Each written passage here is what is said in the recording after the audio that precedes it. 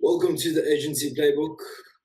Today we're diving deep into the world of full service marketing and creative strategy with a true visionary. We're joined by Travis Michael, founder and CEO of Trav.media, a leader with over a decade of experience in addressing every branding need from web design to video, SEO, and complete marketing strategy development.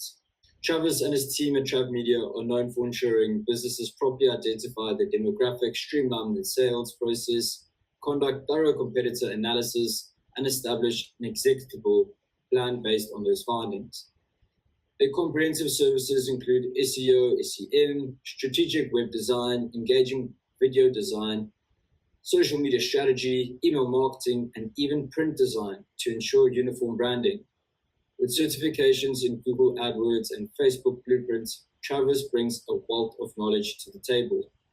Beyond his marketing prowess, Travis is also the author of Right Brain, a map to your creative core, a book designed to shift perception, engage the senses, foster non-linear idea generation, and help us creatively problem solve. Today, we're going to explore how businesses can tap into the strategic marketing and the inherent creativity to achieve their goals. Travis, welcome to the Agency Playbook. Thank you, Chad. I'm so happy to be here with you today. Considering the breadth of services you offer from web design to SEO and video, what aspect of current marketing strategy feels the most challenging to execute effectively? Well, that is a very broad topic you asked, Chad. And I tell you what, it varies from industry to industry. Each industry has its own needs as it relates to the business model canvas. If you haven't figured, if you're a business owner or a new founder and you haven't built out your business model canvas, it's pretty much what you would take to the bank at showing this is what I plan on doing. But really, the day-to-day as a founder is networking. Because you're not thinking about where your business is now, you're thinking about where your business is going to be. It's kind of the old Wayne Gretzky, right? You're not skating to the puck, you're skating to where the puck is going to be. And that, to me, I think is probably one of the biggest key elements in being a founder and finding people that align with your vision, right? And not just your vision, your business's vision. And I think that's something that people skip out on, right? And it's like, oh, it's not my vision, but they have this thing, right, that can help you go from A to C. And a great book that I read is Crossing the Chasm, and realizing that there is an opportunity in filling that gap. And that opportunity is really your knowledge, your wisdom that you develop through your experience and learning. So I think that's probably the biggest challenge, right? Is probably networking and getting outside of our bubble, if you will. How does understanding ideal demographic currently inform your sales process and overall marketing efforts? Right. So it's never about what I want. It's never about what I want. It's always about what they need. I have a very turnkey service that I would come in and do an audit and basically essentially tell you what gaps you're missing based on market research and developing your brand story, right? So I worked with a company out of Georgia, and they had a multi-stream revenue. So they not only they dealt with jet parts and private jets, and with those they not only deal with the jet owner, they also deal with fleet managers as well as technicians. So each of those brand stories, if you will, had a different communication type. And even with their products, right? Their messaging is vastly different from selling a one-off product to a fleet management service.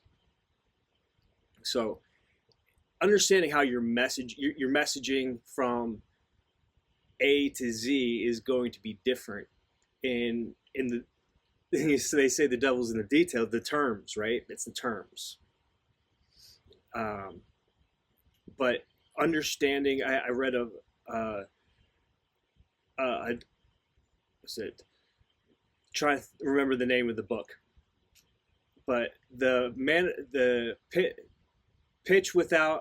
without pitching manifesto. That's it, the win without pitching manifesto, and it drove me to develop a prescribe or a diagnose and prescribe model.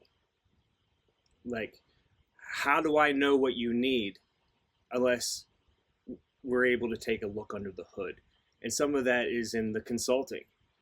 And, I've consulted on many things where the CEO, they tell me a lot without telling me anything. And trying to figure out how they make money can be challenging, pulling them out. They do this, they do that. They're the Swiss Army knife, right? And they're failing to drive down to that one thing that they do oh so well. And people say, "Oh, I'm just starting out. I'm just this, I'm just that." Well, starting out and having that drive is actually a superpower as well. And you're not talking, whenever in your communications, you're not talking about you. You're talking about what that thing can do for the other person. You don't go to Home Depot or Lowe's to to buy a hammer because you need a hammer. You buy a hammer because you need a nail. You buy a nail because you need a piece of drywall to hang on the wall, and you need that piece of drywall to complete a house, right?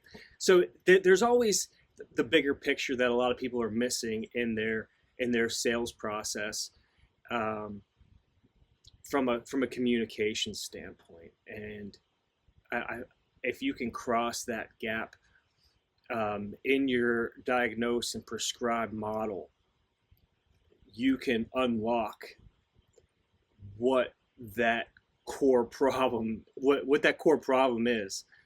And here, like, whenever I came on board, like literally in the first meeting with the CEO, we have this problem because of this. How do we close that gap? And if you're able to really, diagnose that issue and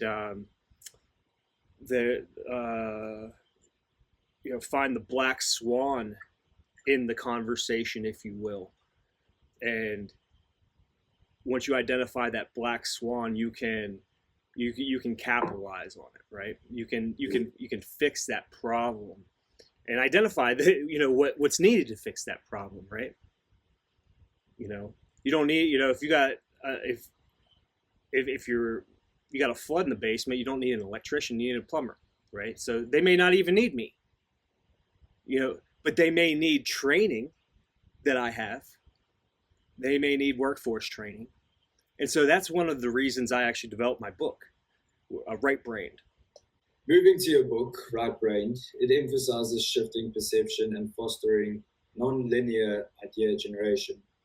What are the key lessons that are outlined in your book that have allowed you to excel with your business? One of the activities in the book is called Draw the Chair, but don't draw the chair. You actually draw the background, everything that's around the head of the chair, in between the spindles of the chair, around the seat of it, between the legs, and you draw the background, and eventually the chair will come into focus.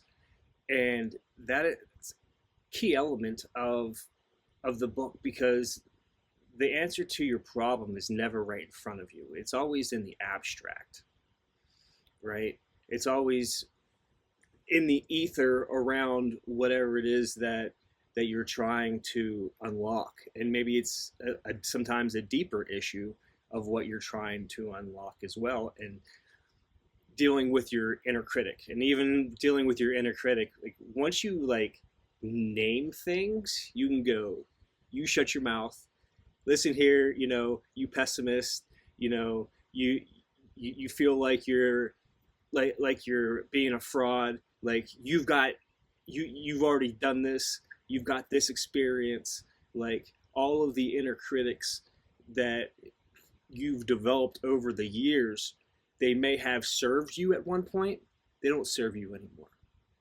And so in this book, it actually takes your inner critic and turns it into your guide, and it'll actually give you details. And then once you've let go of that inner critic, there's understanding how your senses, you can how to trust your senses. And I give a story like a firefighter, right? They're not thinking linearly. They are thinking very abstractly whenever they're entering a scene. They're using multiple senses, and senses that you can't even imagine. Intuition, right? And so there's a lot of intuition that you've built up from your experience, and even through the book, it's able to help you build your intuition. So, and then building out a flow state. A lot of people have anxiety. What do I do next? What do I do next? What do I do next? And so the book will actually even help you build out a flow state, an operational flow state, so that not only you, but you and your team can operate that flow state together as I've built out these workforce training programs. So I'm really excited. I'm currently speaking with an autism services company in training up their leadership, and then obviously their staff eventually. But then I'm also working with some car sales companies and working with their staff, as well as, so the training itself is turnkey.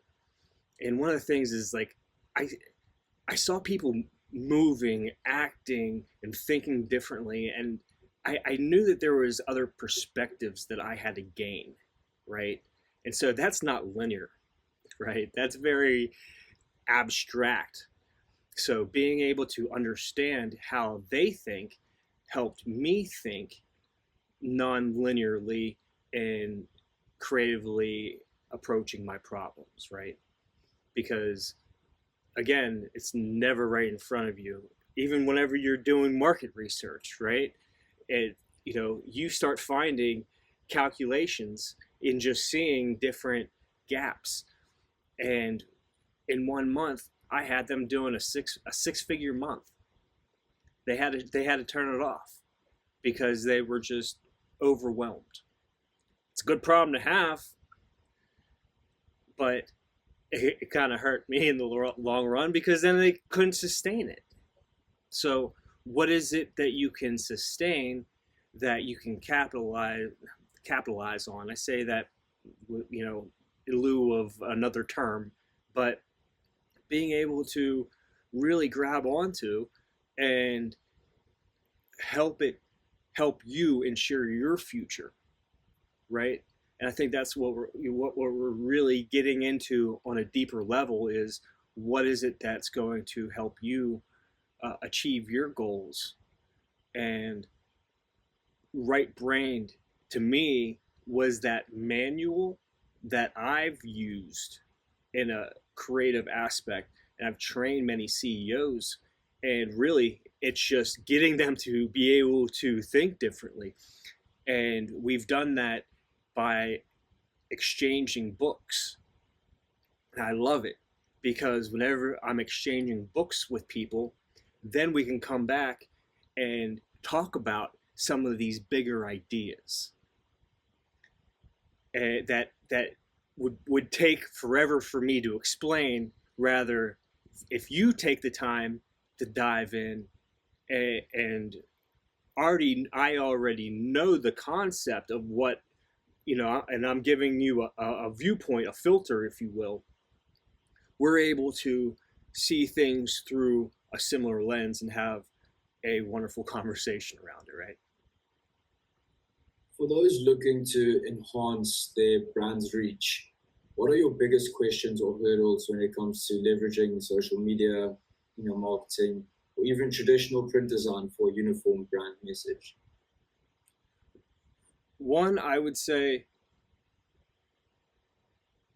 you should really leverage your customer service as your marketing.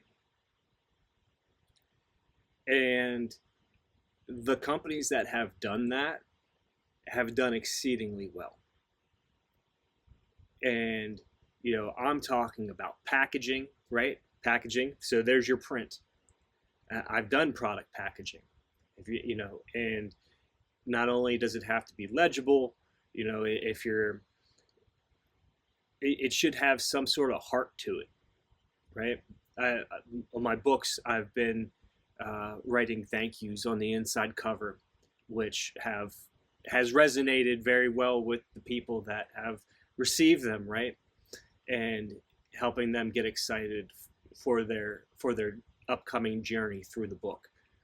Because the book it's built like a map, but it's a map to you, right? It's mapped to you. We're building out your creative core, and that's the importance behind it. But so being able to leverage print within your customer service whenever you're sending things out, that's always great. Leave behinds if you're going to networking event, and it doesn't always have to be a business card. Sometimes it can be a sticker, a magnet, even trifolds. Trifolds are incredibly popular with what I've done in designing. And when you're thinking about your print design, you want to be able, and this is something that I've done. I worked with a drone company, B2B, and they said, Travis, we have a trade show dilemma. We have this big old booth, and they got a double booth at this trade show, and we've got nothing. And everything, well, I shouldn't say we don't have nothing, but we don't have nothing. And so I sat with him, and I wanted to understand his sales process. What? I was just doing a trade show booth. Like, what do I want to learn his sales process for? Well, all of the banners that I designed for him were a sales tool visually, a visual sales tool, so that way anybody that was walking them through the booth was taking them through through all of their processes. So as they went down to the first banner, it was one story that they were telling them. Second banner, another story. Third banner, so on and so forth. And so being able to leverage your messaging, it doesn't have to be a lot, and shouldn't be a lot, but all of your marketing pieces should tell a story essentially. And I feel like that if you're not using them to tell a story, you're missing a bit of the point. I did another trade show booth for a client in China. That was the biggest trade show booth it was something like 4,000 square feet. That's how big the booth was. And at every turn, the messaging was strong, the visuals were strong. What they did was there was no doubt what they did. And it was a very, let's say, fairly obscure title. So it's a Paradie, so D-I-E, as in die cutting. So if you think of like Play-Doh, like the spaghetti holes that the Play-Doh goes through, like the thing that makes the spaghetti holes is like what a die is in the metal fabrication world.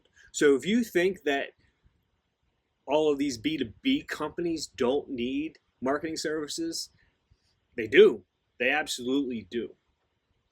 And they probably need them even more than these B2C. So business to consumer, business to business. So I'm using acronyms in case anybody new is on here. Hey, God bless you. You want to learn? This is what we're here for. And so I'm like, but so it can be fairly obscure whenever you're using wording that it has multiple meanings. You have to make sure that your visuals are very clear, or just stay away from things that have multiple meanings. So, if you had a magic wand to fix just one thing in your business that's currently holding you back or slowing you down, what would that one thing be? Something that I'm trying to do better at is working on my business versus working in my business. And I feel like some of that is automating and being able to better automate the engine that drives leads. That would probably be very good at doing it for other people. and creating that automation funnel. I've had that, but then it was just like, again, I was working in my business, not on my business. So like I was, they call them the OMS, the one man show. And I don't need to be the one man show. And again, that goes to partnering, right? Properly, and knowing where people's strong suits are. And, so there's the people who are, there's the flag, and then there's the flag bearer. If you're the flag, find yourself a set of flag bearers that can wave your flag, right? Your business is your flag. And that, to me, so setting up a core team of probably program managers, so, and then being able to advise. That would probably be my magic wand, if you will. Or some automated systems. Go ahead. What advice would you offer to a new business looking to establish a strong brand presence?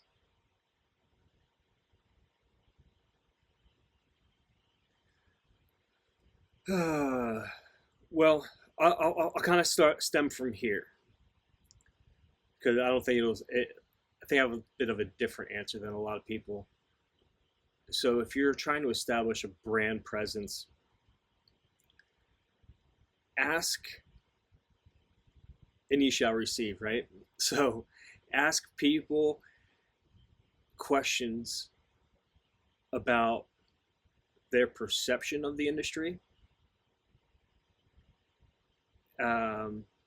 Ask them, and even go on, like, so when I say ask people, don't just ask your mom, right? Go online, go on LinkedIn, find some chat rooms that resemble whatever your business looks like. If you're, a mom selling baby clothes, I don't care. Like, and then start finding assimilation in wording, right? And then once you start finding the types of wording and phrasing that people are using, you can start understanding how. We'll get into etymology. Do you know what etymology is? The structure of words. Etymology is the structure of words. And so you start diving down into meanings, and what different words mean as they relate to your business. And typically you want something that relates to the end result, right? Or something that, like, maybe that magic wand that you have in that industry. And then being able to develop and coin key phrases off of them, right? That's always a bonus if you're able to incorporate your, like using an adjective of sorts. You can kind of play with that. Now, people, 20 years ago, no one knew what a tweet was, right? Tweet was a bird. It came from a bird, right? A Google was actually, a huge number, right? It's kind of why they chose it. But these things are things. Everything has a name. It's like Fugazi, forget about it. Like, it just is what it is, right? But once you get it, right, you got to have fun with it. You have to be able to like really sink your teeth into that big juicy burger that you have, and you got to chew on it. And there's so many. I think I read, or I should say listened to. I listened to a lot of audiobooks. A lot of people consume education different, and I consume education best through audiobooks, because I can gain the context in which it was supposed to be interpreted, right? And it was just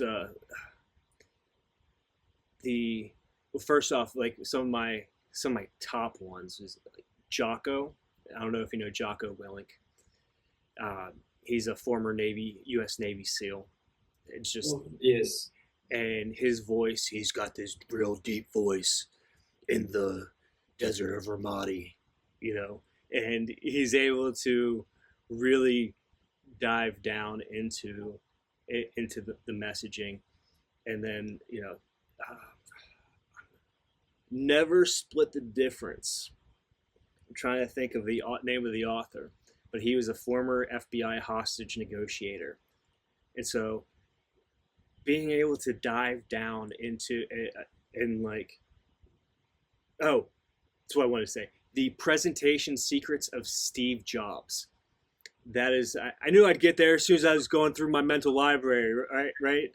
And so the presentation secrets of Steve Jobs was one of the most profound audiobooks that I was able to transpose from my thoughts to visual slides, to make sure that I was able to best communicate my message as, I was diving into new technologies, right? And being able to talk appropriately about them. And not to mention, if you really want to get better at public speaking is one of the top fears that everyone has.